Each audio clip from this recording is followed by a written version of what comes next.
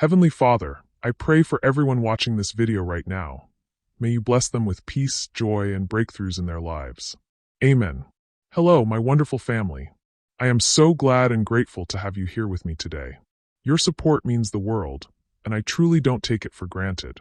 Before we dive into today's powerful story, please don't forget to give this video a thumbs up, drop a comment below to share your thoughts, and of course, hit that subscribe button and turn on the notification bell so you never miss an update from this channel. I need you to destroy me. Emily Carter's words hung in the air of the executive elevator like a suicide note, her reflection in the polished steel doors showing a woman who'd reached the end of everything she'd ever believed about love, trust, and her own worth. The invitation to Victor's engagement party burned in her trembling hands. Thick cardstock announcing his marriage to the pharmaceutical heiress who'd replaced Emily the moment her design business started failing. "Excuse me." Alexander Voss didn't look up from his phone, his voice carrying the kind of bored authority that came with owning half the city's skyline. "Did you just ask me to destroy you?" Emily's laugh sounded like breaking glass. "I asked you to pretend to love me so completely that when my ex-fiancé sees us together, it destroys everything he thinks he knows about what I'm worth." Now Alexander looked up, his steel-gray eyes taking in her desperate designer dress. The one she'd bought for Victor's proposal 6 months ago and couldn't afford to replace, and the way her hands shook as she held his business card. She'd cornered him in his own building's elevator, using her last graphic design client's security badge to bypass his army of assistants and bodyguards. "You're the woman from the coffee shop," he said slowly. "Yesterday morning, you were crying into your laptop." Heat flooded Emily's cheeks. Of course he'd noticed her breakdown at Meridian Cafe, where she'd opened Victor's engagement announcement email and sobbed over financial statements that proved her business was 3 weeks from bankruptcy. She'd looked up through her tears to find the most beautiful man she'd ever seen watching her with something that might have been sympathy. Or calculation. "I researched you," she said, forcing her voice to stay steady. "Alexander Voss, CEO of Voss Industries, net worth $8.4 billion, never married, no serious relationships longer than 3 months. You're exactly what I need. Which is someone so far out of Victor Hale's league that when he sees you with me, it will eat him alive." Emily's voice cracked on her ex-fiancé's name. Someone powerful enough to make him realize he threw away something precious. The elevator climbed toward Alexander's penthouse office, each floor bringing Emily closer to either salvation or complete humiliation. She'd spent her last $200 on this dress, practiced this speech in her mirror until the words felt like weapons, prepared to offer everything she had left to the one man in the city who could give her what she needed. "Revenge. What makes you think I'm interested in playing your revenge fantasy?" Alexander asked, but his eyes had sharpened with something that looked almost like recognition. "Because you were watching Victor's table at the Meridian Gala last month," Emily said, pulling out her phone to show him the photograph she'd found buried in society page coverage. "You stood in the shadows for 20 minutes, studying him like he owed you something. I know that look, Mr. Voss. I've worn it myself." Alexander's jaw tightened almost imperceptibly, but Emily caught it. She'd spent 3 years reading micro-expressions for her design clients, learning to see the truth beneath polished corporate facades. "And what exactly are you offering in exchange for this performance?" Emily's heart hammered against her ribs as she spoke the words that would either save her or finish destroying what remained of her pride. "Complete discretion about whatever your real interest in Victor Hale might be. A signed NDA covering everything I see or hear. And," she swallowed hard, "complete authenticity. If you're going to pretend to love me, Mr. Voss, I'll make sure everyone believes it." The elevator dinged softly as they reached the top floor, but Alexander made no move to exit. Instead, he studied Emily's face with the intensity of someone solving a complex equation. "Complete authenticity," he repeated slowly. "That's a dangerous promise, Miss Carter. Are you sure you're prepared for what that might require?" Emily thought about Victor's smug smile when he'd told her that struggling artists made poor wives.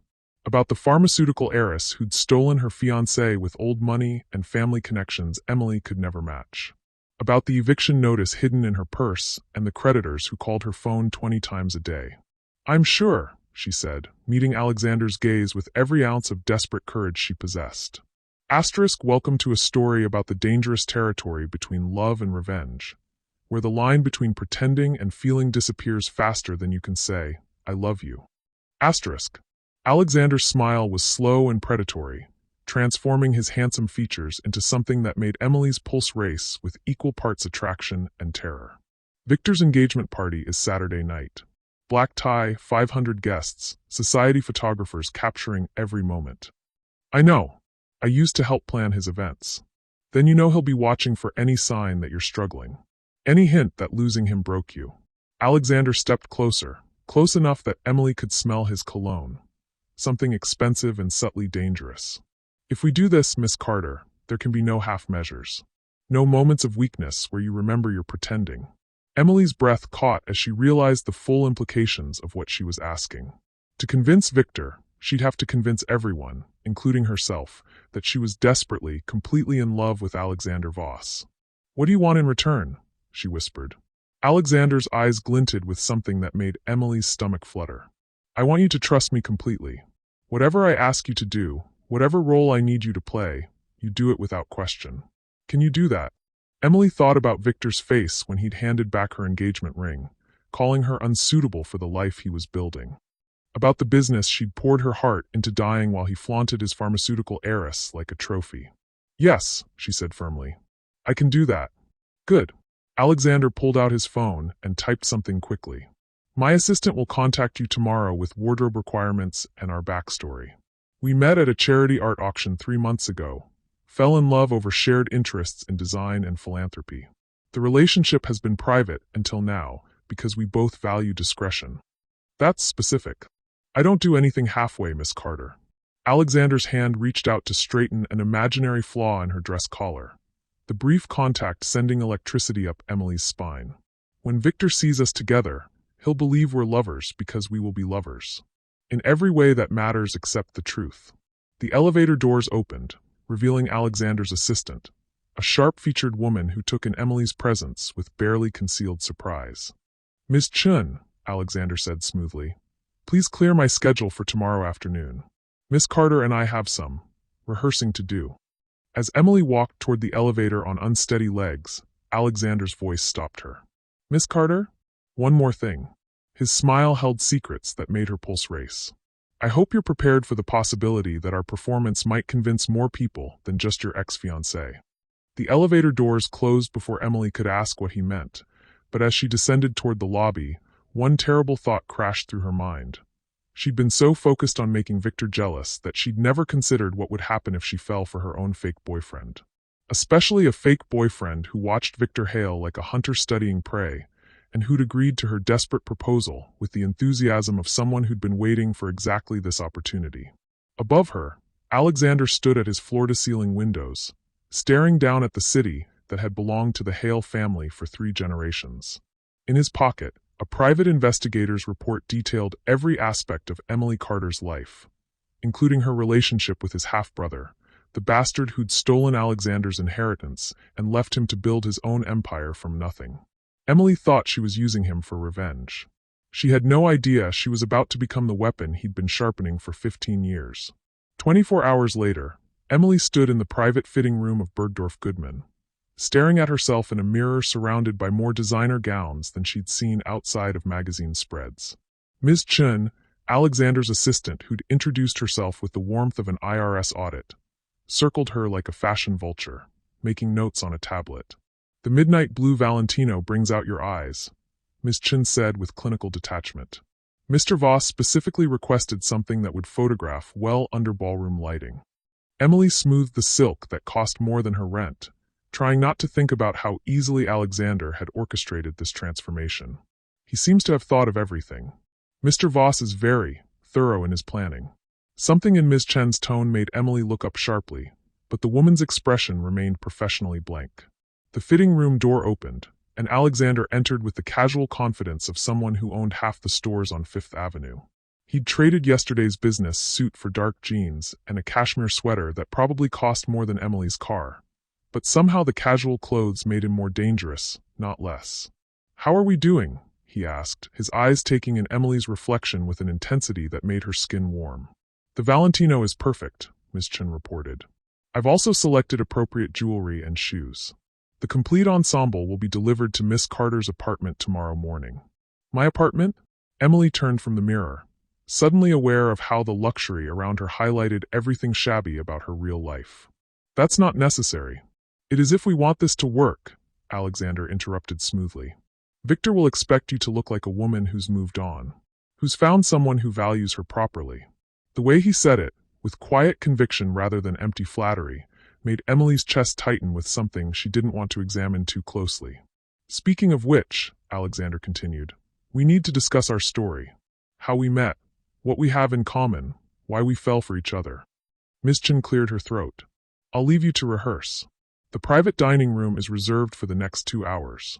As she left, Emily suddenly felt the weight of being alone with Alexander in a space designed for intimacy. The fitting room's warm lighting and ornate mirrors created the illusion of a bedroom, making their fake relationship feel uncomfortably real. Tell me about Victor, Alexander said, settling into one of the plush chairs like he belonged there. What did you love about him? The question hit Emily like a physical blow. Why would you want to know that? Because if I'm going to convince him that you've moved on, I need to understand what you're moving on from. Alexander's voice was gentle, but his eyes remained sharp. What made you fall for him? Emily sank into the chair opposite him, the Valentino pooling around her like spilled midnight. Victor was safe, established. His family owned half the pharmaceutical companies on the East Coast, and he had this 5-year plan for everything. Marriage, children, the perfect house in Connecticut. That sounds more like a business proposal than a love story. Maybe it was. The admission came out before Emily could stop it. My parents died in a car accident when I was 22. Left me with nothing but student loans and a design degree that felt worthless. Victor represented stability, a future where I wouldn't have to worry about paying rent or choosing between groceries and utilities. Alexander leaned forward, his attention so focused it felt like being studied under a microscope. But that's not why you want revenge. No, Emily's voice cracked. I want revenge because when my business started failing, when I needed him most, he looked at me like I was damaged goods. Like my struggle made me unworthy of the life he'd planned. And his new fiancée? Sophia Blackwell. Old money, pharmaceutical heiress, everything I'm not. Emily's hands clenched in the silk dress. She's never had to worry about anything in her entire perfect life. Alexander was quiet for a long moment, and when Emily looked up, she saw something in his expression that looked almost like pain. What about you? She asked. You know everything about my disaster of a life. What's your story? My story is simpler. Alexander's voice had gone carefully neutral. I built my company from nothing. No family money, no connections, just determination and a very long memory for people who underestimated me. That sounds personal. Everything in business is personal, Emily. The trick is never letting them see how personal it is. Something in the way he said her name, like he'd been practicing it, made Emily's pulse quicken. Is that why you agreed to help me? Because you understand what it's like to be underestimated. Alexander stood and walked to where she sat, his hand reaching out to touch her cheek with surprising gentleness. I agreed to help you because when I saw you crying in that coffee shop, I recognized someone who'd been broken by people who should have protected them. The contact sent electricity through Emily's entire body, and for a moment, she forgot they were supposed to be pretending. The way Alexander looked at her, touched her, spoke to her, it felt real in a way that made her 3-year relationship with Victor seem like playing house. We should practice, she whispered. Practice what? Being in love. If we're going to convince Victor, we need to be believable. Alexander's thumb traced along her cheekbone, and Emily's breath caught. What did he never do? What would make you believe someone was crazy about you? The question revealed too much about her relationship with Victor, about the careful distance he'd maintained even during their most intimate moments. He never looked at me like I was the most important thing in the room. Never touched me like he couldn't help himself. Like this. Alexander's other hand found her waist, pulling her closer until she had to tip her head back to meet his eyes. Yes, Emily breathed, and suddenly the fitting room felt too small, too warm, too charged with possibility. Emily, Alexander said, his voice rough with something that sounded suspiciously like real desire. If we're going to do this, you need to understand. His phone buzzed, interrupting whatever confession he'd been about to make. Alexander glanced at the screen, and his entire demeanor shifted, becoming cold and businesslike again. I have to take this, he said, stepping away and leaving Emily feeling bereft of his warmth. Ms. Chun will handle the rest of the arrangements. He answered the phone as he walked toward the door. Was? No, the timeline has accelerated. Saturday night, just as we planned. Emily's blood turned to ice as she caught fragments of the conversation through the closing door. She doesn't know anything yet. Victor won't see it coming. 15 years of planning. Ms. Chun returned moments later to find Emily staring at the door with growing horror. Is everything all right, Miss Carter? That phone call, Emily said slowly. How long has Mr. Voss been planning Saturday night? Ms. Chen's professional mask slipped for just a moment, revealing something that looked like pity. Miss Carter, I think there are some things about Mr. Voss you don't understand. What things? But Ms. Chen was already moving toward the door. Perhaps you should ask him about his family history, particularly his relationship with pharmaceutical companies. Emily was left alone in the fitting room, surrounded by luxury that now felt like a trap. Alexander had said their meeting at the coffee shop was chance, but his phone conversation suggested he'd been planning Saturday night long before she'd cornered him in that elevator. Which meant either he was the most incredible opportunist in the world, or their encounter hadn't been chance at all. Emily pulled out her phone with trembling fingers and Googled Alexander Voss pharmaceutical companies. The results made her stomach drop. Lawsuit after lawsuit, each one targeting a different branch of the pharmaceutical industry. Companies that, when she looked closer, all had one thing in common. They were all connected to the Hale family empire. Her fake boyfriend wasn't just some billionaire looking for entertainment. He was someone who'd been systematically attacking Victor's family business for years, and she'd just handed him the perfect weapon: intimate access to Victor himself. Emily stared at her reflection in the designer gown, finally understanding why Alexander had agreed to her desperate proposal so easily. She'd thought she was using him for revenge, but he'd been using her for something much more dangerous. And tomorrow night, she was going to walk into Victor's engagement party on the arm of a man who might be planning to destroy everything Victor held dear, with her as the unwitting accomplice. The worst part, looking at her reflection in that mirror, wearing clothes Alexander had chosen, remembering the way he'd touched her face like she mattered, Emily wasn't sure she cared. Victor had broken her heart, but Alexander Voss might be about to break her soul. Emily's hands shook as she dialed Alexander's number from her apartment that night, still wearing the Valentino gown because she'd been too numb to change. The Google search results glowed on her laptop screen like accusations. 17 lawsuits, 43 patent challenges, and a systematic campaign to dismantle every company connected to Hale Pharmaceuticals. Having second thoughts? Alexander's voice was dangerously calm when he answered. You've been planning this for years, Emily said without preamble. The lawsuits, the patent challenges, the calculated destruction of Victor's family business. I'm not your lover, I'm your weapon. A long pause. Yes. The simple admission hit her like a physical blow. That's it? Yes. No explanation, no denial? Would you prefer I lie to you the way Victor did? Emily closed her eyes, hating how his words found their mark. What do you really want from Saturday night? Victor's complete and total humiliation. His reputation destroyed, his engagement shattered, his family's pharmaceutical empire reduced to rubble.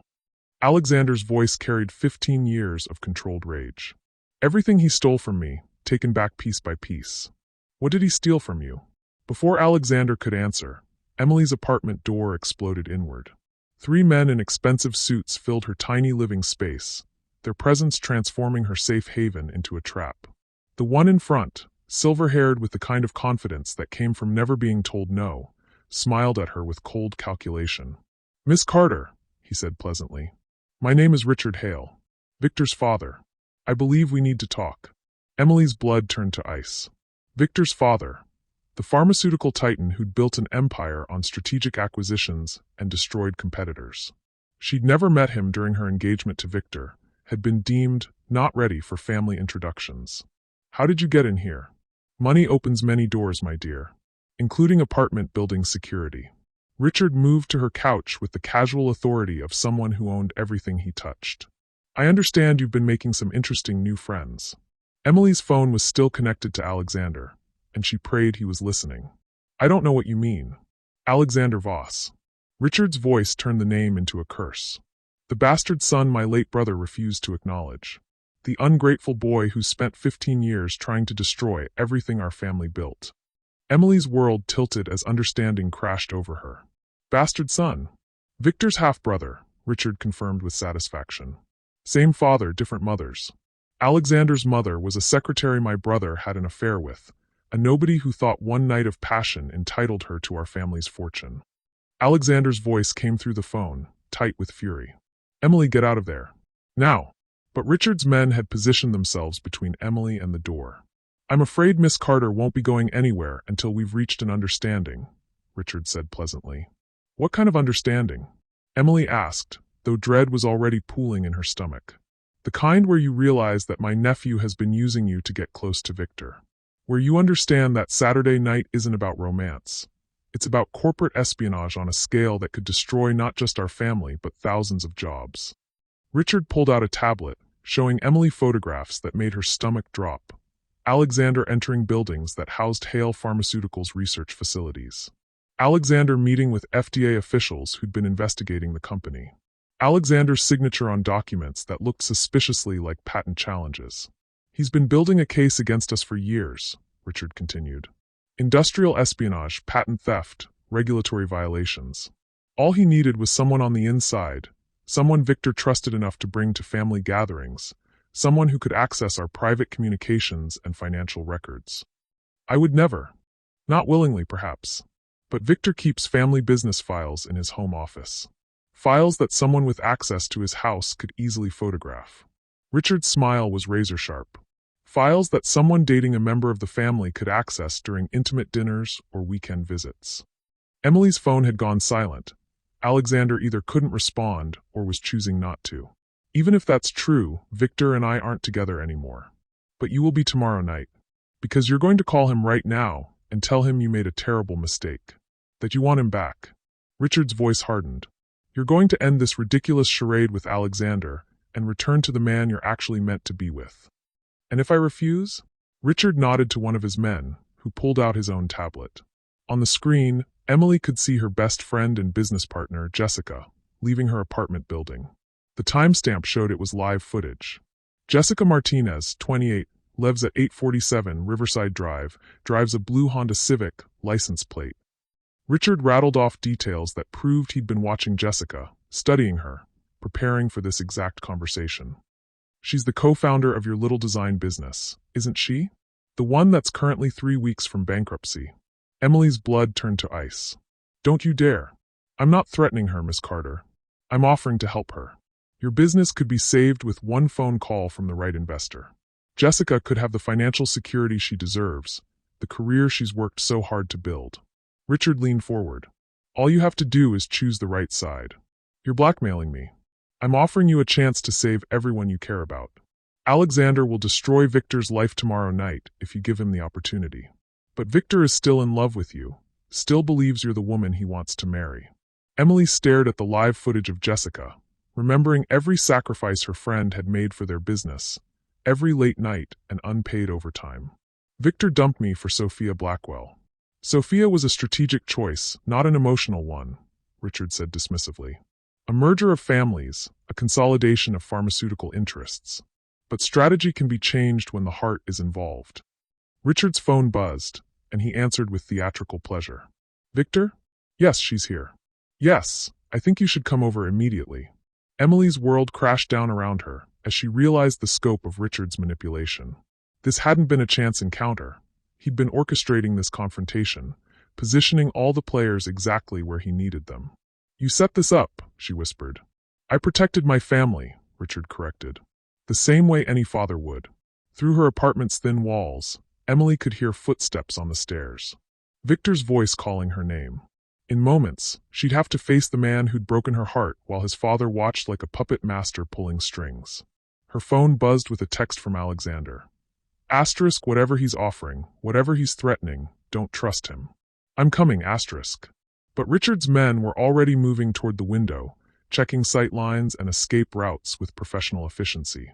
Alexander might be coming, but he'd be walking into a trap designed by someone who'd spent 30 years outmaneuvering competitors. Victor's knock echoed through the apartment, 3 sharp raps followed by his voice, rougher than she'd heard it in months. Emily? Please, I need to talk to you. Emily stared at the door that separated her from the man she'd loved for 3 years. The man who'd abandoned her when she needed him most. Behind that door was safety, predictability, the kind of life she'd thought she wanted. But in her phone was Alexander's voice, dangerous and complicated and possibly using her for revenge, but who'd looked at her like she was worth fighting for. Choose, Richard said quietly. The door or the phone? Safety or chaos? The man who can give you everything you've ever wanted, or the man who'll destroy you both for the sake of his vendetta. Emily's finger hovered over her phone as Victor knocked again, more urgently this time. Through the device, she could hear Alexander's voice, distant but determined. Emily, whatever you're thinking, whatever they've promised you, remember how it felt when I touched your face. Remember that some things are worth the risk. And suddenly, Emily understood that this wasn't just about revenge anymore. It wasn't about making Victor jealous or saving her business or even protecting Jessica. This was about choosing who she wanted to be, the woman who played it safe and accepted what others decided she deserved, or the woman who took terrible risks for the possibility of something real. I choose chaos, she said, looking directly at Richard as she spoke into the phone. Alexander, I'm still in. Whatever you're planning for tomorrow night, I'm with you. Richard's face darkened with fury as Victor's knocking became pounding. You have no idea what you've just done. Yes, Emily said, feeling strength flow through her that had nothing to do with safety and everything to do with truth. I do. She was choosing Alexander. Not because he was safe, not because he offered her security, but because when he looked at her, she saw herself the way she wanted to be. Fearless, valuable, worth fighting for. Even if it destroyed everything she'd ever known about love, family, and the price of revenge. The pounding on Emily's door had escalated to the sound of Victor trying to force the lock, his voice desperate and raw.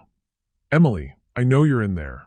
Dad told me everything, about Alexander, about his vendetta against our family. You don't understand what you're getting involved in. Richard's smile was cold satisfaction. My son sounds appropriately motivated. Perhaps you'd like to reconsider your choice before he breaks down the door. Emily's phone buzzed with rapid-fire texts from Alexander. Asterisk building's fire escape. Northwest corner. Can you reach it? Asterisk. Asterisk Richard's men are armed. Don't trust anything they promise. Asterisk. Asterisk 2 minutes. Hold on, asterisk. He's not going to make it in time, Richard said, clearly reading over her shoulder. My security team has been tracking his movements since he left his office. They're already in position. Through her window, Emily could see black SUVs positioned around her building. Too many for this to be improvised. Richard had been planning this confrontation for hours, maybe days.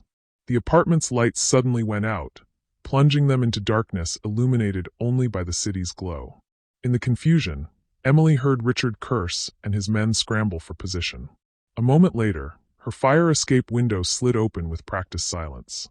This way, Alexander's voice whispered from the darkness. Now, Emily moved toward his voice, but Richard's hand clamped down on her wrist like a steel trap. You're making a mistake that will destroy everyone you care about. Let her go, Uncle. The lights flickered back on, revealing Alexander framed in the window like an avenging angel. He was dressed in all black, and something in his posture suggested military training Emily hadn't known he possessed. The casual billionaire from the elevator had been replaced by someone infinitely more dangerous. Alexander, Richard said pleasantly, though his grip on Emily tightened. How nice of you to join us. Though I'm afraid you're trespassing. Funny. I was thinking the same thing about you. Victor's voice came through the door, closer now. Emily, please. Whatever he's told you, whatever he's promised, it's all lies. Alexander isn't who you think he is. None of us are, Alexander replied, his eyes never leaving Richard's face. Are we, Uncle? Should we tell Emily about the pharmaceutical patents you stole from my mother's research? The cancer treatment she developed that made your family billions while she died in poverty. Emily's blood chilled as more pieces of the puzzle revealed themselves. Your mother was a researcher? Dr. Sarah Voss. Brilliant biochemist, idealistic fool, and the woman who discovered the molecular compound that became Hale Pharmaceuticals' most profitable cancer drug. Alexander's voice carried 15 years of controlled rage. She thought she was sharing her research with colleagues. Instead, she was handing Richard's family the keys to a pharmaceutical empire. Richard's laugh was bitter. Your mother was naive. She published her research in open journals, never filed proper patents. We simply recognized the commercial potential she was too pure to see.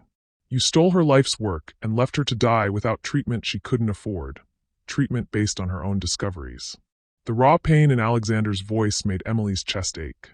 This wasn't just about money or power. This was about a son watching his mother die from the very disease she'd helped others survive. Emily, Victor called again, and now she could hear metal scraping against metal. He was picking her lock. Don't let him use you for revenge. He's been planning this for years. 15 years, Alexander confirmed, his eyes still locked on Richard. 15 years of building wealth, influence, and legal leverage. 15 years of waiting for the perfect moment to destroy everything you built on my mother's grave. Richard's grip shifted from Emily's wrist to her throat, not threatening, but positioning. And you've given him that moment, haven't you, Miss Carter? A way into Victor's inner circle, access to family gatherings, the perfect inside information. I won't spy for you, Emily said firmly, though her voice shook. You won't have to, Alexander replied. Tomorrow night isn't about espionage. It's about justice. The lock clicked, and Victor burst through the door like a man possessed. Emily's heart clenched at the sight of him, rumpled, desperate, more emotional than she'd seen him in 3 years together. His eyes found hers across the room with an intensity that reminded her why she'd fallen for him in the first place. Emily, Victor breathed, taking in the scene. His father holding her, Alexander poised by the window, armed men positioned throughout her apartment. Jesus, what have you gotten yourself into? She's gotten herself into a war, Richard said calmly. The question is which side she wants to survive it. There are no sides, Emily said, surprised by the strength in her own voice. There are just people making choices. And I've made mine. She drove her elbow backward into Richard's solar plexus, using the self-defense techniques Jessica had insisted they learn after moving to the city. Richard's grip loosened just enough for her to break free and dive toward Alexander's outstretched hand. The apartment erupted in chaos as Richard's men moved to block her escape. Victor lunged to grab her, and Alexander vaulted through the window to meet her halfway. For a moment, Emily was suspended between her past and her future. Victor's familiar hands reaching for her safety, Alexander's unknown ones promising dangerous freedom. She chose Alexander. His arms closed around her as they tumbled onto the fire escape, the metal grating cold against her bare legs. Behind them, she could hear Victor's anguished shout. Emily, no. You don't understand what he's planning. What are you planning? Emily gasped as Alexander pulled her down the fire escape with athletic grace. To give you exactly what you asked for, Alexander replied, his hand warm and sure in hers. Victor's complete humiliation. They reached the alley where Alexander's Aston Martin waited like an escape pod from her ordinary life. As he helped her into the passenger seat, Emily caught sight of Richard in her apartment window, already on his phone, orchestrating their pursuit. Where are we going? She asked as Alexander peeled away from the curb with precision that suggested professional driving training. Somewhere safe. We need to prepare for tomorrow night, and after what just happened, Richard will be watching every move we make. Emily's phone exploded with missed calls and frantic texts. Victor, Jessica, even numbers she didn't recognize. Jessica, she said urgently. Richard showed me footage of her. She's in danger because of me. She's safe, Alexander said, taking a turn that definitely exceeded city speed limits. I had my security team extract her an hour ago. She thinks she's being taken to an emergency client meeting. You've been planning this. I've been planning everything. Alexander's knuckles were white on the steering wheel. Every contingency, every possible move Richard might make. I've spent 15 years studying this family, Emily. I know them better than they know themselves. Including Victor? Something flickered across Alexander's face. Pain, regret, something deeper than simple revenge. Especially Victor. They pulled into the underground garage of a building Emily didn't recognize, the concrete walls closing around them like a tomb. In the elevator's confined space, Emily finally allowed herself to process what had just happened.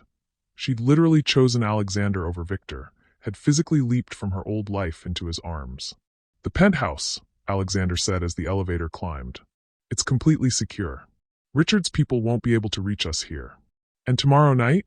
Tomorrow night, we go to Victor's engagement party. We play the part of devoted lovers. And we destroy his world so completely that he'll never recover. The elevator opened into a space that took Emily's breath away. Not just luxury, but a shrine to revenge. The walls were covered with photographs, documents, news clippings, all meticulously organized around the Hale family's history. It looked like the headquarters of someone planning a military campaign. Jesus, Emily whispered, taking in the scope of Alexander's obsession. How long have you been living like this? Since the day my mother died. Alexander moved to a wall covered with pharmaceutical patents, each one marked with dates and dollar amounts.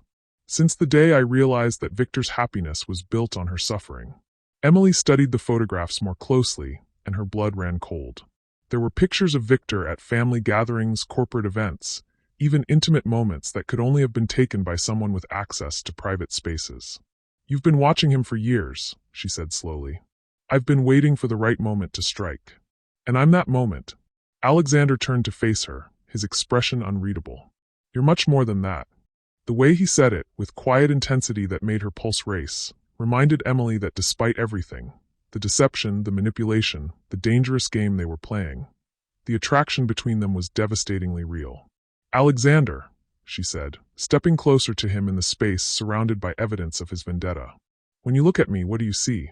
A woman you want to protect, or a weapon you want to use?" His hands framed her face with the same gentleness he'd shown in the fitting room, but now she could see the conflict in his eyes, desire warring with purpose, attraction battling with revenge. "I see the woman who's going to help me destroy the man who destroyed my family," he said softly. "And I see the woman I'm falling in love with despite knowing it could ruin everything I've worked for." Emily's breath caught as understanding crashed over her. Alexander wasn't just using her for revenge. He was fighting his feelings for her because they complicated his plans.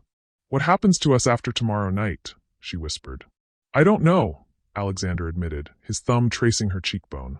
"I've spent so many years planning Victor's destruction that I never planned for what comes after. I never planned for you." Emily rose on her tiptoes to kiss him, and this time there was no pretense, no audience to convince. This was pure desire, pure need, pure acknowledgement that whatever else existed between them, the chemistry was real enough to burn down both their worlds. When they broke apart, both breathing hard, Alexander rested his forehead against hers. "Emily," he said urgently, "there's something else you need to know about tomorrow night. Something I haven't told you." Before he could continue, every screen in the penthouse lit up with emergency alerts. Security feeds showing Richard's men surrounding the building. News broadcasts announcing a pharmaceutical industry scandal.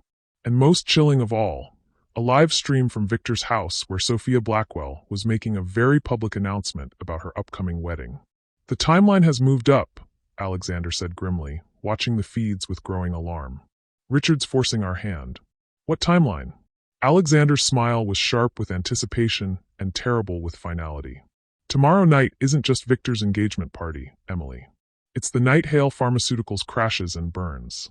The night their stock becomes worthless, their patents are challenged, and their reputation is destroyed forever." Emily stared at the screens showing Victor's house, remembering the man who'd once loved her, who'd called her name through her apartment door with desperate sincerity. "And Victor," she whispered. "Victor loses everything. His family's company, his trust fund, his engagement to Sophia, his reputation, his future." Alexander's eyes were cold with satisfaction. "Everything he stole from my mother, everything he built on her grave gone." Emily felt the full weight of what she'd committed to, what her choice in the apartment had set in motion. Tomorrow night, she would walk into that party on Alexander's arm and watch the complete annihilation of the man she'd once planned to marry. The question was, after seeing the depth of Alexander's obsession, after understanding the true cost of his revenge, did she still want to be the weapon that delivered it? Looking at the wall of evidence, at years of planning and cold calculation, Emily realized she might have escaped one manipulation only to fall victim to an even more sophisticated one. But as Alexander's hand found hers, as she saw the genuine conflict in his eyes between love and vengeance, she also realized something else. She was in too deep to turn back now. The penthouse's master bedroom felt like a sanctuary 47 floors above the chaos Richard had unleashed. Emily stood at the floor-to-ceiling windows watching the city lights blur through her exhaustion, still wearing the Valentino gown that had become a symbol of everything twisted and beautiful about the past 24 hours. "You should try to sleep," Alexander said from behind her, his voice softer than she'd heard it since the elevator. "Tomorrow will be the end of everything Victor's ever known," Emily finished, not turning around. "I know." Alexander's reflection appeared in the window beside hers, his hands hovering near her shoulders as if he wanted to touch her but wasn't sure he had the right. "Are you having second thoughts?" Emily leaned back against his chest, feeling his arms close around her with surprising tenderness. "I'm having all the thoughts." About Victor, about your mother, about what kind of person it makes me that I want to watch his world burn. It makes you human, Alexander murmured against her hair. It makes you someone who understands that sometimes justice requires destruction. She turned in his arms, studying his face in the window's reflection. Is that what this is? Justice? Or is it just revenge dressed up in prettier words? Does it matter? It matters to me. Emily's hands found his chest, feeling his heartbeat accelerate under her touch. Because in about 18 hours, I'm going to walk into that party and help you destroy someone I once loved. I need to know that the man I'm falling for is someone who deserves that kind of loyalty. Alexander's eyes darkened with something that looked like pain. Emily. She silenced him with a kiss that tasted like desperation and promise, pouring 3 years of heartbreak and 2 days of dangerous attraction into the contact. Alexander responded with a hunger that made her forget about revenge plots and pharmaceutical empires, made her forget everything except the way he held her like she was precious and dangerous and absolutely essential. When they broke apart, both breathing hard, Alexander rested his forehead against hers. I need to show you something, he said quietly. Something that will help you understand why tomorrow night is so important. He led her to a section of the wall she hadn't noticed before, an area covered with photographs that were clearly personal rather than surveillance. Emily's breath caught as she recognized a younger Alexander, maybe 22, standing beside a woman with kind eyes and prematurely gray hair. Your mother, Emily said softly. Dr. Sarah Voss. The most brilliant woman I've ever known, and the most trusting. Alexander's voice was thick with emotion as he traced his mother's face in the photograph. She believed in the goodness of people, believed that medical research should serve humanity rather than profit. Emily studied the photos showing Sarah in various laboratories, always working, always focused, often looking exhausted but determined. She was beautiful. She was dying. Alexander's voice cracked. Even while she was developing the compound that would save thousands of lives, the cancer was consuming her. She knew she was running out of time, so she shared her research with colleagues she thought would continue her work. But they stole it instead. Richard stole it. Specifically, Alexander pulled out a manila folder Emily hadn't seen before. I've spent 15 years gathering evidence, Emily. Patent applications filed days after my mother's research journals were lost. Financial records showing payments to laboratory staff who suddenly resigned after accessing her files. Even recordings of phone conversations where Richard explicitly discusses stealing intellectual property. Emily opened the folder and felt her world tilt. Financial records, patent filings, recorded conversations. But it was the photograph at the bottom that made her blood turn to ice. A young Victor, maybe 19 or 20, standing in a laboratory beside Richard and several men in suits. The date stamp showed it was taken 3 months before Sarah Voss's death. Victor knew, she whispered. Victor was there when they planned it. He was there when they decided to let my mother die rather than share profits from her discovery. Alexander's voice was deadly quiet. He watched them steal her life's work and said nothing. Did nothing. Chose his family's wealth over human decency. Emily stared at the photograph, seeing Victor's young face bright with the enthusiasm she remembered from their early relationship. How young was he? Old enough to understand right from wrong. Old enough to speak up. Old enough to save a brilliant woman's life. Alexander's hands clenched into fists. Instead, he chose silence. He chose complicity. He chose to build his entire future on my mother's grave. The photographs blurred as tears filled Emily's eyes, not just for Sarah Voss, but for the complete destruction of everything she'd believed about Victor's character. The man she'd loved, the man she'd planned to marry, had been complicit in medical theft that had killed an innocent woman. Emily, Alexander said gently, pulling her against his chest as she sobbed. I know this is hard. It's not hard, she said through her tears. It's devastating. Because now I understand why you looked at me with such calculation that first day. You weren't just planning to use me for revenge. You were planning to use me for justice. Alexander's arms tightened around her. You're not just a weapon to me. What's happening between us, what I feel for you, is real. I know. Emily pulled back to meet his eyes. That's what makes this so perfect. Victor will lose everything. His company, his reputation, his fiancée, and the knowledge that the woman he threw away chose the brother he never knew existed. Something flickered across Alexander's face, surprise, relief, and something else she couldn't identify. You're not angry that I didn't tell you about Victor's involvement? I'm angry that it took me 3 years to see who he really was. Emily rose on her tiptoes to kiss him again, and this time there was no hesitation, no holding back. This was commitment, acceptance, and a desire that burned away every doubt about whose side she belonged on. They moved toward the bedroom with the urgent need of two people who'd found each other in the middle of a war. Alexander's hands were reverent as he unzipped the Valentino gown, letting it pool at her feet like spilled midnight. Emily's fingers worked at his shirt buttons with trembling efficiency, desperate to feel skin against skin, to prove that something real could emerge from the elaborate deception that had brought them together. When Alexander laid her on the bed with infinite care, when he looked at her like she was a miracle he'd never expected to find, Emily felt her heart crack open with something deeper than attraction, more dangerous than desire. "I love you," she whispered against his mouth, and meant it with a completeness that terrified her. "I love you too," Alexander replied, his voice rough with emotion. "More than revenge, more than justice, more than anything I thought I wanted." They made love with the desperate tenderness of two people who'd found salvation in each other's arms, who discovered that the space between revenge and redemption could be filled with something beautiful and true and worth fighting for. Afterward, as Emily lay against Alexander's chest listening to his heartbeat steady, she felt peace for the first time since Victor had ended their engagement. Tomorrow night, she would help destroy the man who'd broken her heart and killed an innocent woman. She would stand beside the man she loved and watch justice finally prevail. Alexander's phone buzzed on the nightstand, and he reached for it with the lazy satisfaction of someone completely content. But as he read the message, his entire body went rigid. "What is it?"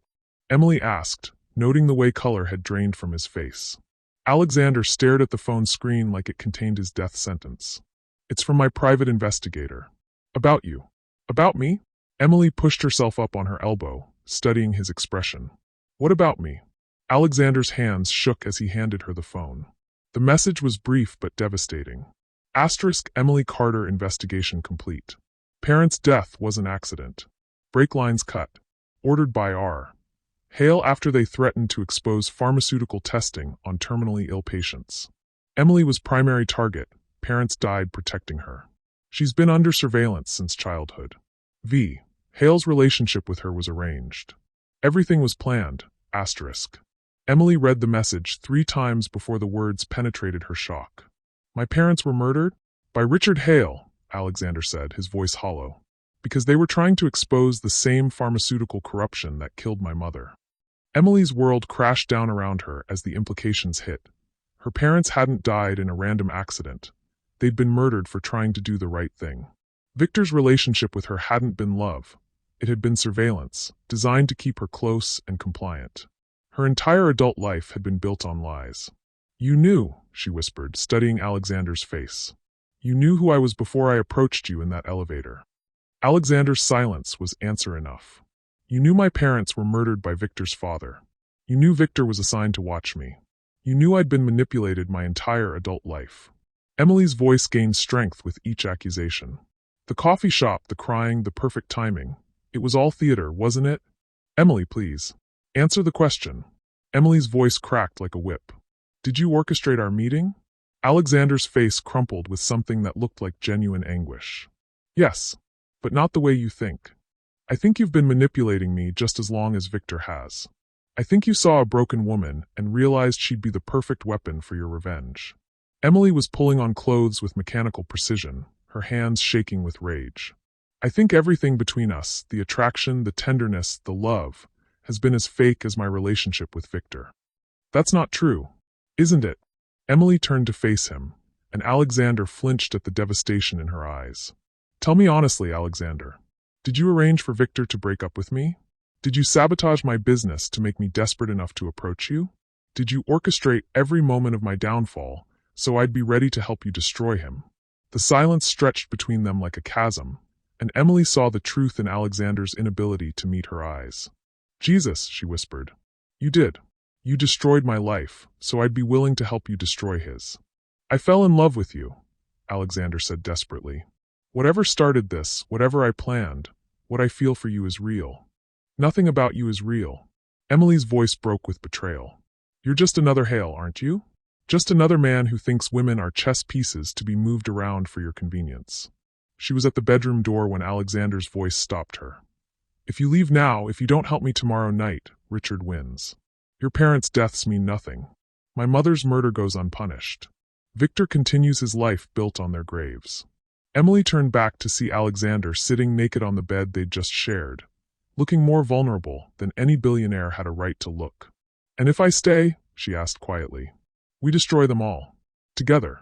And maybe afterward we figure out what's real between us. Emily stared at the man she'd just told she loved.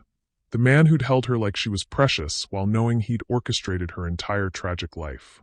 The man who was asking her to choose revenge over self-respect, justice over love. I'll be at the party tomorrow night, she said finally. Not because I love you, not because I trust you, but because Victor and Richard deserve to pay for what they've done. To your mother, to my parents, to every patient they've killed for profit. Emily, but when it's over, when they're destroyed, I never want to see you again. Because you're right, Alexander. You and Victor are nothing alike. Victor broke my heart, but you've destroyed my soul. Emily walked out of the penthouse and into the elevator, leaving behind the man she'd thought was her salvation, but who turned out to be just another beautiful lie in a life built entirely on deception. As the elevator descended, carrying her away from love and toward vengeance, Emily finally understood the true cost of revenge. It required becoming the very thing you were fighting against. Tomorrow night, she would walk into that party and help two brothers destroy each other. But first, she had to figure out who she really was when everything she'd believed about her life was stripped away. Emily sat in an all-night diner at 3 a.m., surrounded by truckers and insomniacs, feeling more alone than she had since her parents' funeral. The private investigator's report lay spread across the cracked Formica table like autopsy photos, each page revealing another layer of the elaborate lie her life had become. Her phone had been buzzing for hours. 17 missed calls from Alexander, 43 from Victor, 12 from numbers she didn't recognize. She'd turned off the ringer, but couldn't bring herself to power it down completely. Some masochistic part of her wanted to watch the digital evidence of how desperately the Hale brothers were fighting for control of their weapon. Because that's all she was to either of them, a weapon. The diner's door chimed, and Emily looked up to see Jessica sliding into the opposite booth, her face pale with exhaustion and fear. Emily's heart clenched with guilt. Her best friend looked like she'd aged 5 years in the past 24 hours. Thank God you're okay, Jessica said, reaching across the table to grip Emily's hands. Alexander's security team told me you were in danger, moved me to some safe house, gave me this address when they finally let me leave. What the hell is going on? Emily stared at her friend's worried face and felt the weight of impossible choices crushing down on her. Tell Jessica the truth and destroy her sense of safety forever? Keep lying and protect her from knowledge that could get her killed? My entire life has been a lie, Emily said finally. My parents, Victor, even meeting Alexander, none of it was real. She slid the investigator's report across the table, watching Jessica's expression change from confusion to horror as she read about brake lines and pharmaceutical corruption and 3 decades of orchestrated manipulation. Your parents were murdered, Jessica whispered. Oh my God, Emily. And Victor, he was watching you this whole time, making sure I never got too close to the truth about what his family really did. Emily's voice was hollow with exhaustion, making sure I stayed grateful and compliant and completely oblivious to the fact that I was sleeping with the son of my parents' killer. Jessica's hands shook as she turned pages. And Alexander? Used my grief and desperation to turn me into his revenge fantasy. Orchestrated my business failures, my breakup with Victor, probably my mental breakdown in that coffee shop. Emily laughed bitterly. I thought I was so smart, cornering him in that elevator. Turns out he'd been waiting for me to do exactly that. So what happens now? Before Emily could answer, her phone buzzed with a text from an unknown number. The message made her blood freeze. Asterisk, your friend Jessica is very pretty when she sleeps. 3rd window from the left, apartment 4B. She should really invest in better curtains. Our asterisk. Emily grabbed Jessica's wrist, her voice urgent with terror. We need to leave. Now. What? Why? Richard Hale is having you watched. He's threatening you to control me. Emily was already pulling Jessica toward the diner's back exit, her mind racing through escape routes and safe locations. We can't go to your apartment, we can't go to mine, we can't trust Alexander's security. Emily, slow down. You're scaring me. They burst through the back door into the alley, and Emily's worst fears materialized. Three black SUVs blocking their exit, Richard's security team emerging with practiced efficiency. Emily pushed Jessica behind her, but there was nowhere to run. "Miss Carter." Richard's voice was pleasantly conversational as he approached from the lead vehicle. "You're looking tired. Perhaps you should have stayed in my nephew's comfortable penthouse." "Let Jessica go," Emily said firmly. "She has nothing to do with this." "On the contrary, Miss Martinez has everything to do with this." Richard nodded to his men, who moved to flank Jessica with professional precision. "She's your weakness, your pressure point, the thing that ensures your cooperation." Jessica's voice was small with confusion. "Emily, what is he talking about?" "He's talking about using you to blackmail me into betraying Alexander," Emily said, not taking her eyes off Richard. "He's talking about treating human beings like chess pieces." "Such a dramatic way to describe family loyalty," Richard said with mock sadness. "All I want is for you to remember where your true allegiances should lie. Victor loves you, Emily. He's been driving around the city all night looking for you, desperate to protect you from Alexander's manipulation." "Victor was manipulating me first. Victor was protecting you. From yourself, from dangerous knowledge, from the kind of truth that gets people killed." Richard's voice hardened. "The way your parents were killed when they couldn't leave well enough alone." The casual admission hit Emily like a physical blow. "You're confessing to murdering my parents." "I'm acknowledging that some people make choices that force other people's hands. Your parents chose to threaten the pharmaceutical industry's stability. Alexander chose to declare war on my family. You're choosing to ally yourself with a man who will destroy thousands of jobs and countless lives for the sake of personal revenge." Jessica stepped forward, her voice shaking with courage Emily had never heard before. "You killed her parents because they were trying to help sick people? I protected an industry that saves millions of lives from two idealistic fools who would have destroyed medical progress for the sake of their conscience," Richard replied coldly.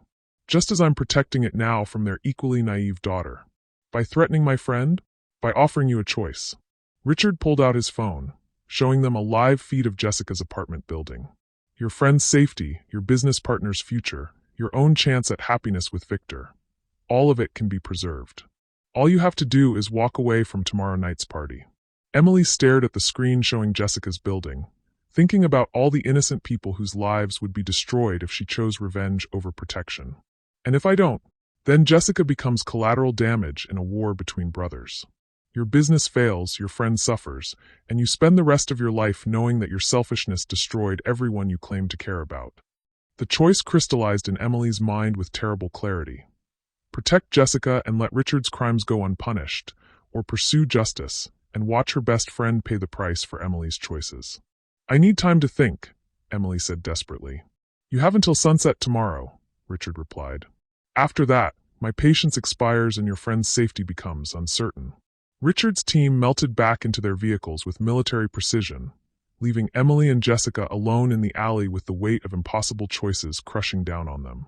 "You have to do it," Jessica said quietly. "You have to walk away from the party. If I do, my parents' deaths mean nothing. Alexander's mother dies unavenged. Richard continues destroying lives for profit. And if you don't, I might die. Along with God knows how many other innocent people." Jessica's voice was steady despite her tears. "Emily, you can't sacrifice other people for justice. That makes you just like them." Emily pulled Jessica into a fierce hug, feeling her best friend's body shake with suppressed terror. The woman who'd supported her through every crisis, who'd believed in their business when no one else would, who'd never asked for anything except friendship and loyalty. "I'm so sorry," Emily whispered. "This is all my fault." "No, it's not. It's the fault of men who think money justifies murder."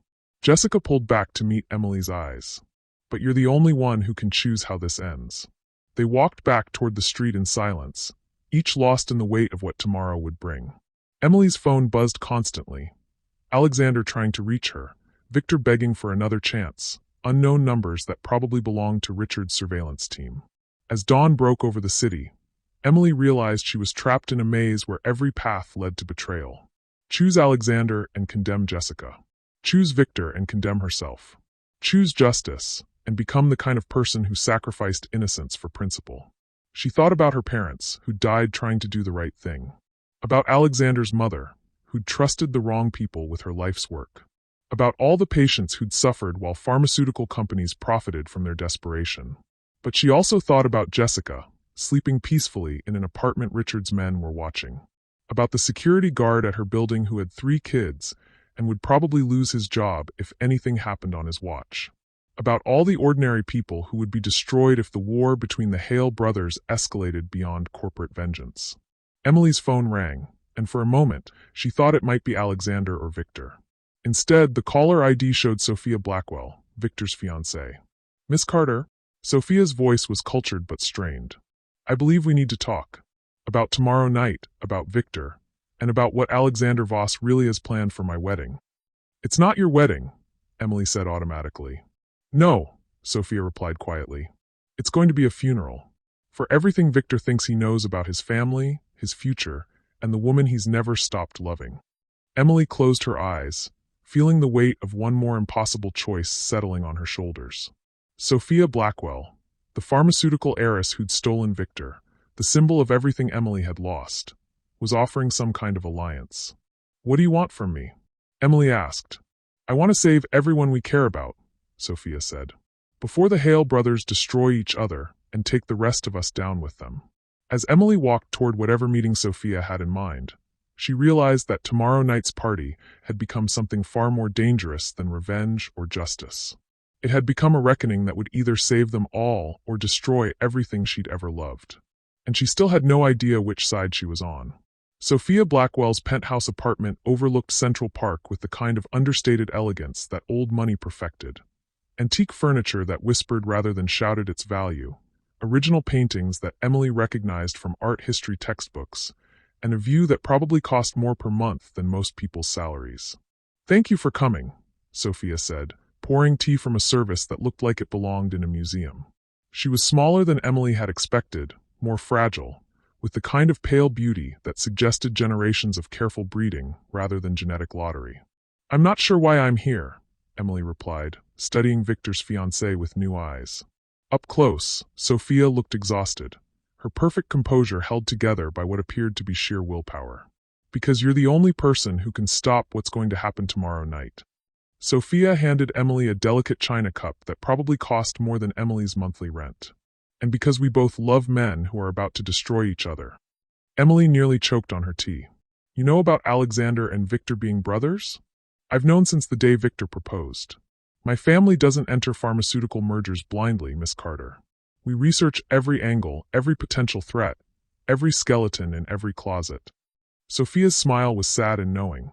"Including Victor's half-brother who spent 15 years planning our family's destruction." "Then why did you agree to marry him?" "Because I'm dying."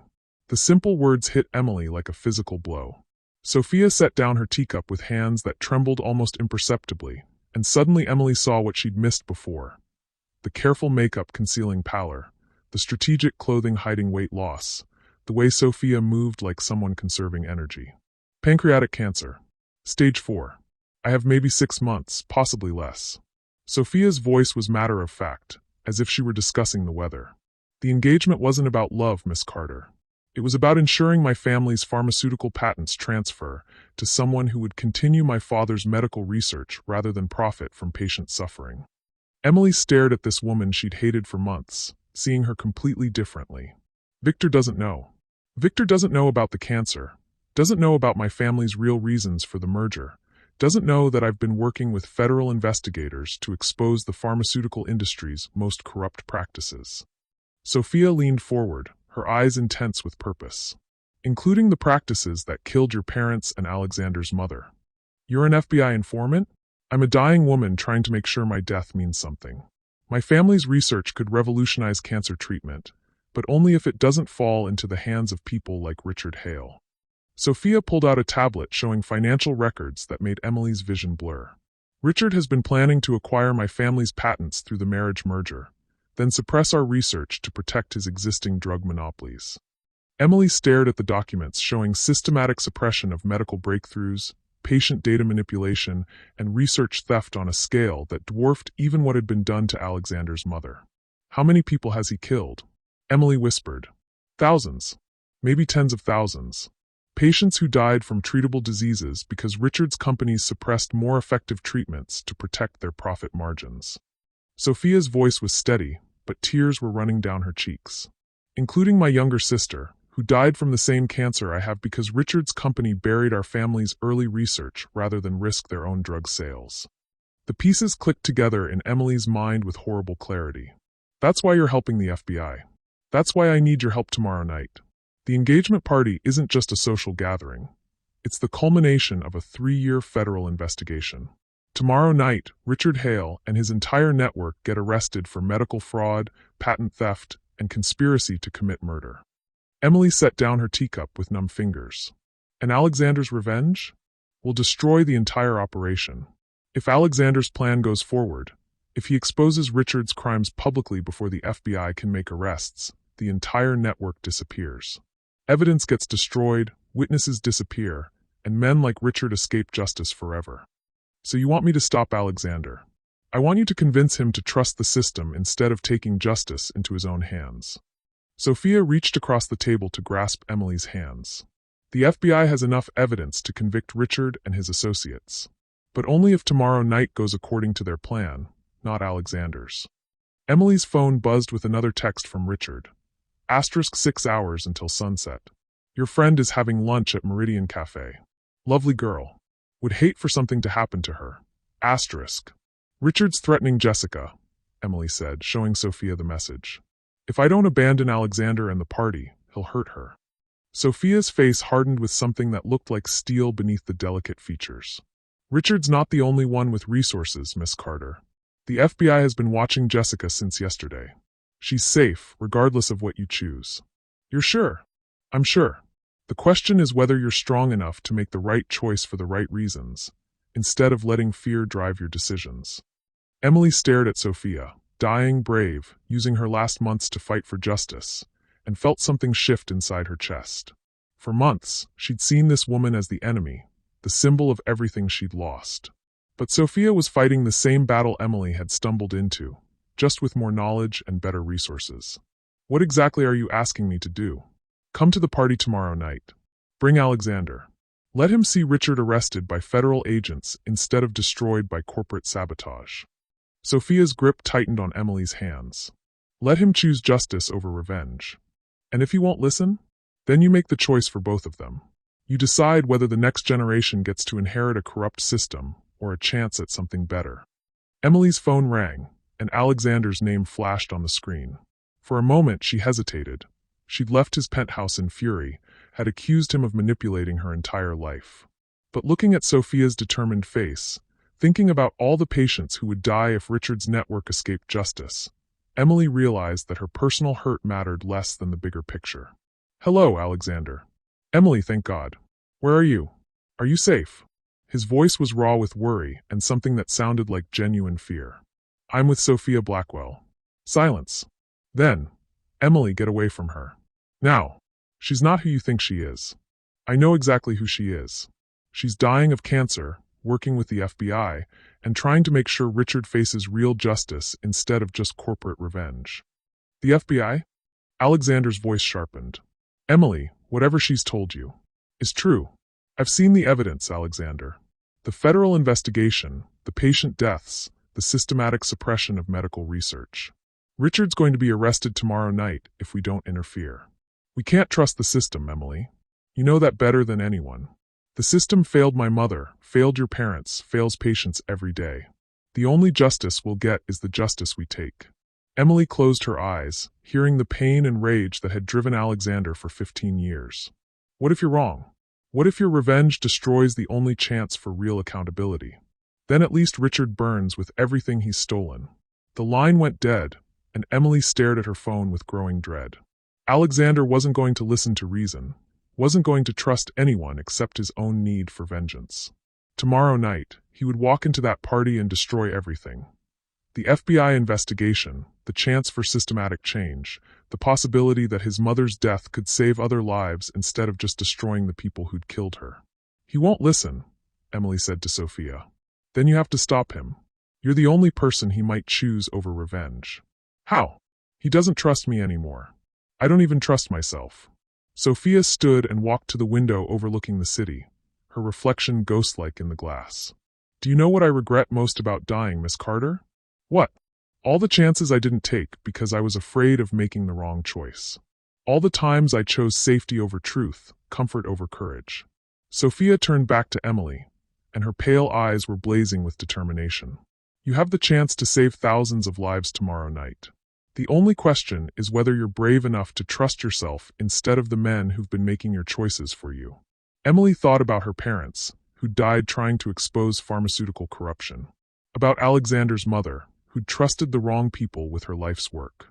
About all the patients who'd suffered while people like Richard profited from their desperation. But she also thought about Alexander, isolated in his penthouse with 15 years of rage and no one to trust. About Victor, who might be manipulative but wasn't evil, who might still be saved from his family's crimes. About Jessica, who deserved to live without fear regardless of Emily's choices. What do you need me to do? Emily asked finally.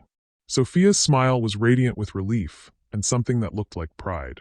I need you to go to that party tomorrow night and choose love over hate, justice over revenge, truth over manipulation. I need you to be the woman your parents raised, not the victim circumstances created.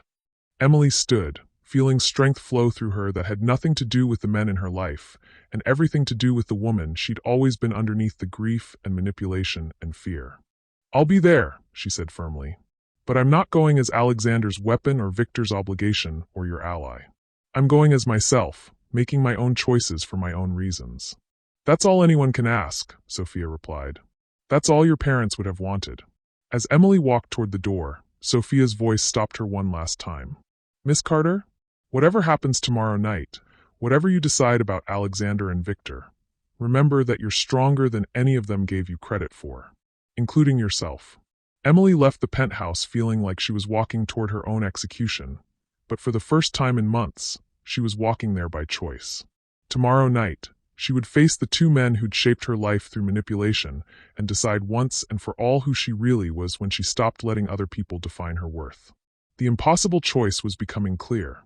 Save Alexander from his own rage, save Victor from his family's sins, and save herself from becoming the kind of person who let fear determine her values. She had 18 hours to figure out how to save them all, starting with saving herself. The Sterling Grand Ballroom glittered like a jewelry box, 500 guests dressed in their finest while federal agents posed as waitstaff and photographers. Emily stood in the ladies' room, adjusting the midnight blue Valentino one last time, watching her reflection prepare for what would either be triumph or catastrophe. Her phone buzzed with final messages. Alexander confirming he was in the building, Victor begging her to meet him privately before the confrontation, Sophia texting coordinates for the FBI agent's position throughout the ballroom. But it was the message from Jessica that steadied her resolve. Asterisk, you've got this. Make them all pay, asterisk. Emily emerged into the ballroom's golden lighting and immediately felt the weight of dozens of stares. Society photographers captured her entrance while guests whispered behind champagne flutes. The ex-fiancé who dared to show up at Victor's engagement party.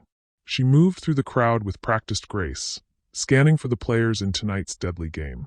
Victor spotted her first, his face transforming with relief and something that looked dangerously like hope.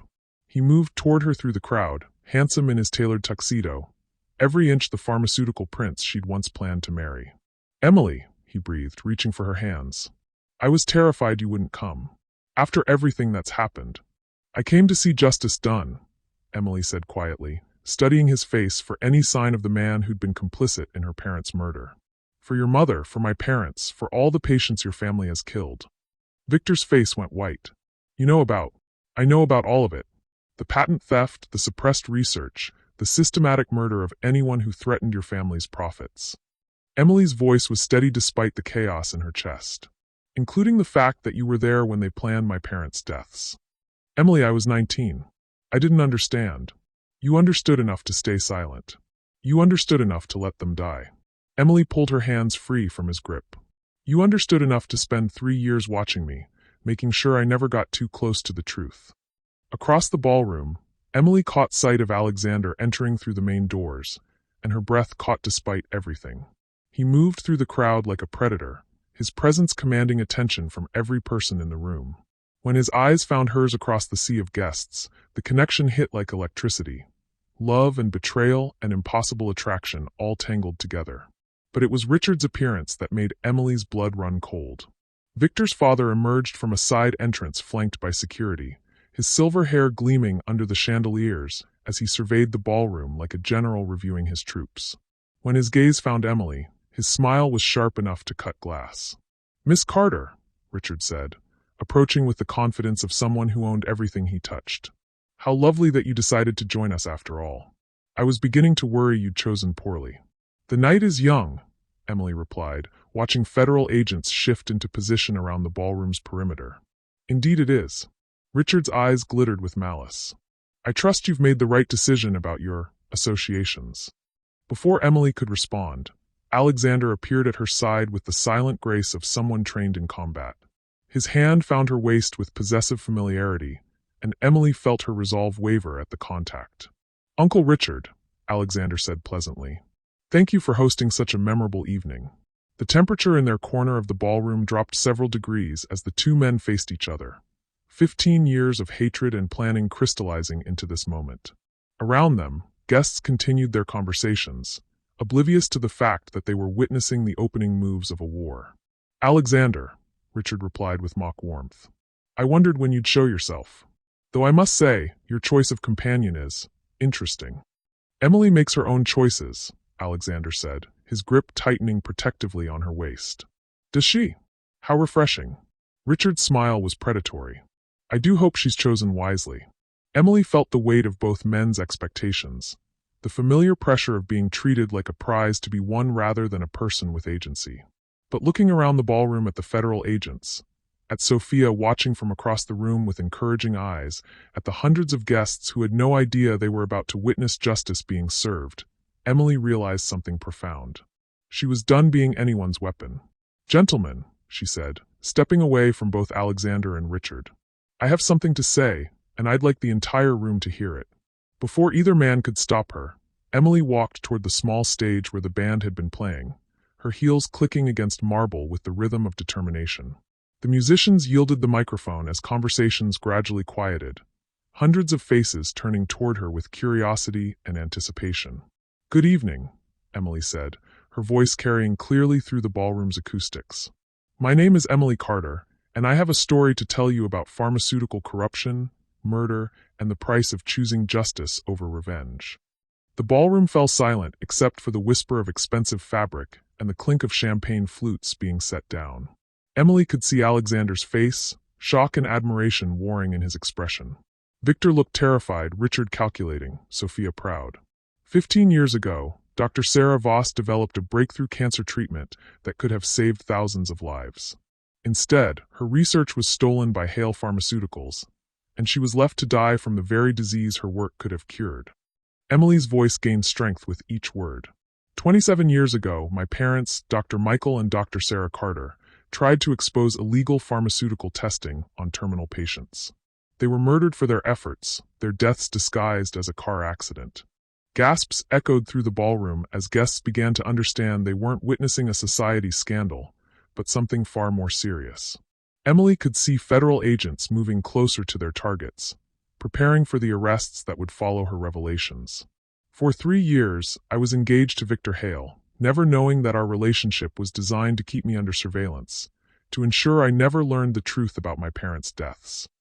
Emily's eyes found Victor in the crowd, seeing him flinch as if struck. "For 2 days, I've been in love with Alexander Voss, not knowing that he orchestrated my heartbreak and business failures to turn me into his weapon for revenge." Alexander stepped forward, his face anguished. "Emily, please." "I'm not finished," Emily said firmly, and something in her voice made him stop. "Because the most important thing I learned is that I don't need either of you to fight for justice. I don't need to be anyone's weapon or anyone's victim or anyone's prize." Emily pulled out her phone and activated a recording app that had been running since she entered the ballroom. "I've been gathering evidence for the past 48 hours. Recorded conversations, financial documents, even Richard Hale's confession to murdering my parents.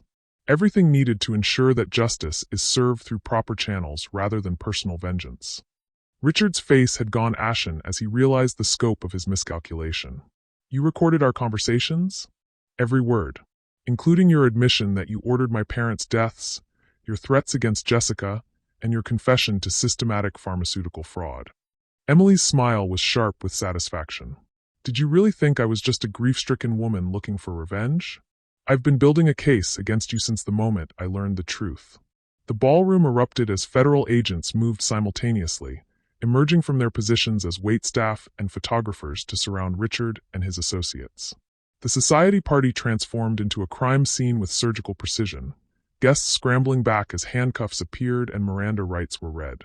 "Richard Hale," Agent Morrison announced, his voice carrying clearly through the chaos. "You're under arrest for conspiracy to commit murder, pharmaceutical fraud, and racketeering. You have the right to remain silent." But Emily only had eyes for Alexander, who was staring at her with something that looked like awe mixed with devastation. "You never needed me," he said quietly, the words barely audible over the chaos. "No," Emily replied, walking toward him with steady steps. "But I wanted you. I wanted you when I thought you were just a billionaire looking for entertainment. I wanted you when I learned you were using me for revenge. I want you now, knowing that we're both strong enough to choose justice over vengeance." Alexander's hands framed her face with infinite tenderness. "I spent 15 years planning revenge, and you spent 48 hours ensuring justice. You're extraordinary."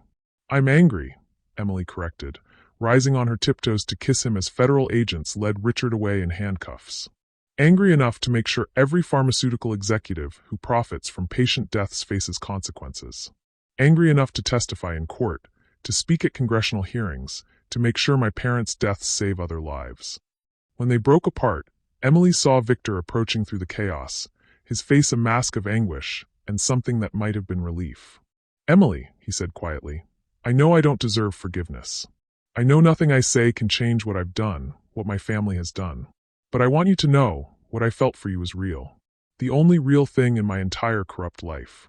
Emily studied his face, seeing the boy who'd been complicit in murder, but also the man who might still be capable of redemption. "Then prove it. Testify against your father. Help the FBI dismantle the entire network. Choose to be better than the family that raised you." Victor nodded, tears running down his cheeks. "I will. I'll tell them everything." As federal agents continued their arrests, as photographers captured the pharmaceutical industry's reckoning, as guests fled or stayed to witness history being made, Emily felt a peace she hadn't experienced since her parents' death. Not the peace of revenge, but the deeper satisfaction of justice served and truth revealed. Sophia appeared at her side, pale but radiant with triumph. "You did it," she said simply. "You saved everyone." "We all saved each other," Emily replied, looking around at the chaos they'd created. The good kind of chaos, the kind that ended corruption and started healing. Alexander's arm slipped around her waist, and this time Emily leaned into his strength, knowing it supplemented rather than defined her own power. "What happens now?" he asked. Emily smiled, watching Richard being led away in handcuffs while Victor gave his statement to federal agents and Sophia coordinated with prosecutors who would use her family's research to save lives rather than suppress cures. "Now we build something better," she said firmly. "Your mother's research gets published, my parents' work gets vindicated, and pharmaceutical companies start serving patients instead of shareholders. And us." Emily turned in Alexander's arms, seeing not the calculating billionaire who'd orchestrated her breakdown, or the revenge-obsessed son seeking vengeance, but the man who'd looked at her like she was worth fighting for even when he'd been fighting for all the wrong reasons. "Now we find out who we are when we're not defined by other people's crimes," she said. "We find out what love looks like when it's built on truth instead of manipulation." As they kissed in the middle of the chaos they'd created together, Emily felt the weight of 27 years of lies finally lifting from her shoulders. Her parents' death had been avenged, not through violence but through justice. Alexander's mother's work would save lives instead of lining pockets. The pharmaceutical industry would face reckoning instead of continued corruption.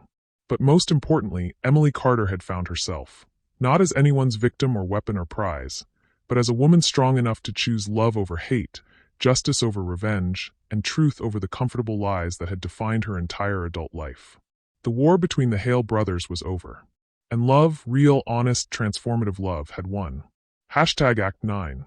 Satisfying resolution and future hook. 6 months later, Emily stood in the elevator of the newly renamed Voss Carter Medical Research Foundation, watching the city spread out below her as they climbed toward the penthouse. But this time, she wasn't a desperate woman begging for revenge. She was the foundation's co-director, heading to a board meeting that would determine how to distribute $50 million in pharmaceutical settlements to victims' families. "Nervous?" Alexander asked, adjusting his tie with the same precision she remembered from their first meeting, though now his touches were unconscious rather than calculated. Excited, Emily corrected, squeezing his hand as the elevator dinged softly. 6 months ago, I thought justice was about destroying the people who hurt us. Today, we're funding research that will save lives your mother and my parents never got to save. The elevator doors opened into the conference room where their board was waiting. Dr. Sarah Kim leading the research division, Jessica managing communications with her natural talent for connecting with victims' families, and surprisingly, Victor serving as liaison with pharmaceutical companies seeking to make amends. Victor looked up as they entered, and Emily felt the familiar ache of complicated history. He'd testified against his father with devastating honesty, had turned over every document and recording that could aid the prosecution. Richard was serving life without parole, his pharmaceutical empire dismantled and redistributed to medical research foundations. But the cost of redemption was written in the lines around Victor's eyes, the weight of carrying his family's sins.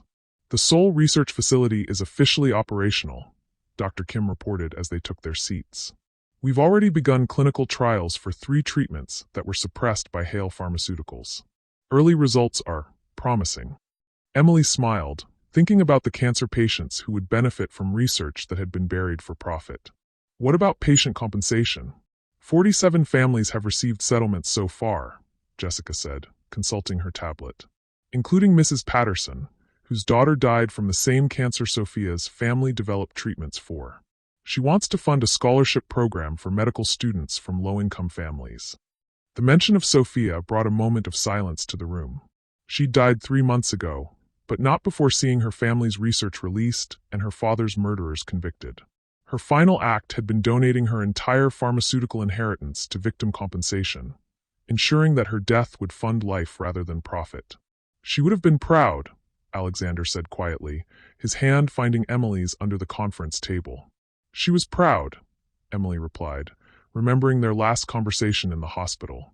Sophia had been weak but fiercely satisfied, knowing that her death would mean something beyond loss. She died knowing that pharmaceutical companies will think twice before suppressing life-saving research. Victor cleared his throat, drawing attention to the folder in front of him. I have updates from the Industry Compliance Monitoring Program. 18 companies have voluntarily released previously suppressed research, and the FDA has implemented new transparency requirements based on our recommendations.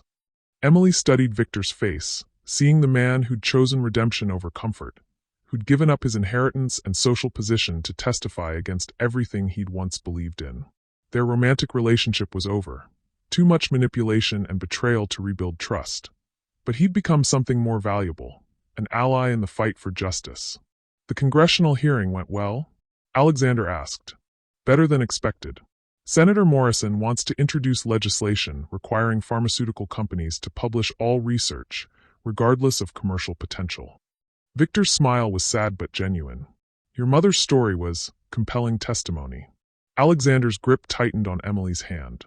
He'd testified alongside Victor, sharing the private investigator's reports and his mother's research journals with Congress.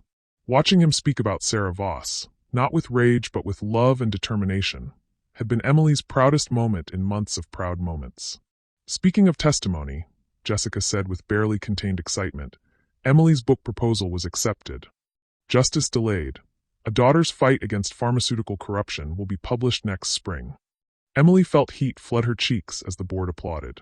The book had started as therapy, a way to process the grief and rage and complicated love that had shaped her adult life. But her agent insisted it could become something more, a roadmap for other victims, a warning to corrupt industries, a testament to the power of choosing justice over revenge. Will you include the love story? Dr. Kim asked with a grin. Emily glanced at Alexander, seeing the man who'd started as her fake boyfriend and become her real partner in every sense that mattered. All of it. The manipulation, the betrayal, the choice to build something better together. People need to know that love can survive anything if it's built on truth. The meeting continued for another hour, covering research priorities and victim outreach, and the countless details of building a foundation from the ruins of a pharmaceutical empire.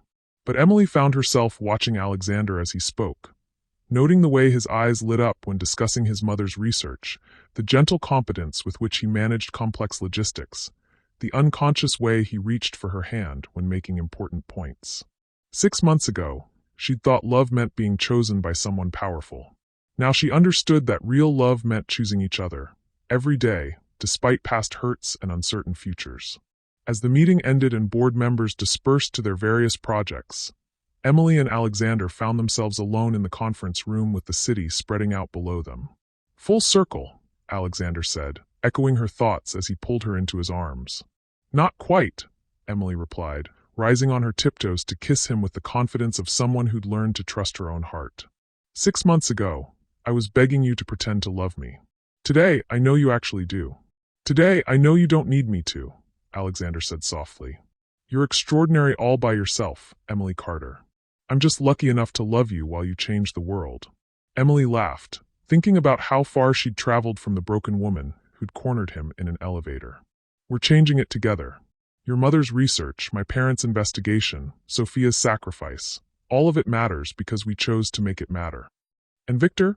Emily glanced toward the elevator where Victor was waiting with patient dignity, ready to face another day of congressional testimony and industry meetings, and the grinding work of rebuilding his life on foundations of honesty rather than inherited corruption.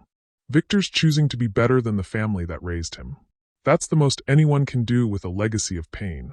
Emily's voice carried the wisdom of someone who'd learned to forgive without forgetting, to love without enabling. He can't bring back the people his family killed, but he can make sure their deaths serve justice instead of profit.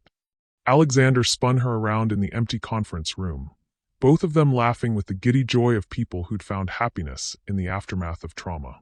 When he set her down, his expression was serious but hopeful. "Marry me," he said simply. Emily's breath caught, not with surprise but with the rightness of it. "Alexander, not because you need rescuing or because I need revenge or because anyone expects it of us," Alexander continued, his hands framing her face with infinite tenderness. "Marry me because we've proven that love can survive manipulation, betrayal, and the worst kind of family secrets. Marry me because we choose each other every day despite having every reason not to trust anyone."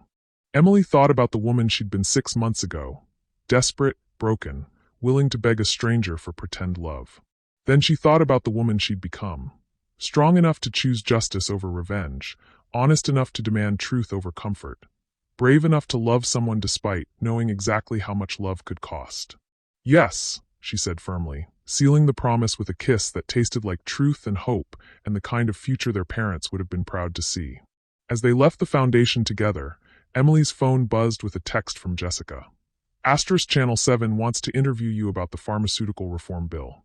Ready to save more lives? *. Emily smiled, thinking about all the patients who would benefit from legislation born from tragedy, all the families who would receive justice instead of corporate cover-ups, all the researchers who would be free to pursue life-saving treatments without fear of suppression. Her parents had died trying to expose pharmaceutical corruption. Alexander's mother had died trying to save lives through research. Sophia had died ensuring that her family's wealth served healing rather than profit. But their deaths hadn't been in vain. From the ruins of the Hale pharmaceutical empire, something better was growing. Research foundations, victim advocacy groups, legislative reforms, and the simple but revolutionary idea that medicine should serve patients rather than shareholders. Emily Carter had started this journey begging for pretend love and ended it with real love, real purpose, and the unshakable knowledge that justice delayed didn't have to mean justice denied. Standing outside the foundation building with Alexander's hand in hers, watching Victor disappear into a taxi that would take him to another day of testimony and redemption, Emily realized that sometimes the most powerful revenge was refusing to become the kind of person who needed it. Her parents' legacy lived on, not in grief or rage, but in the thousands of lives that would be saved by the medical research their deaths had ultimately protected. Love had conquered revenge. Truth had conquered manipulation. And justice, finally, had conquered greed. The war was over. The healing could begin. What did this story teach you about the difference between love and manipulation, between justice and revenge, and about finding the strength to choose truth over comfortable lies? Sometimes the most powerful thing we can do is refuse to let other people's crimes define our character, and discover that real love, built on honesty rather than need, can heal even the deepest wounds. Drop your thoughts in the comments and subscribe for more stories that will change how you see the world.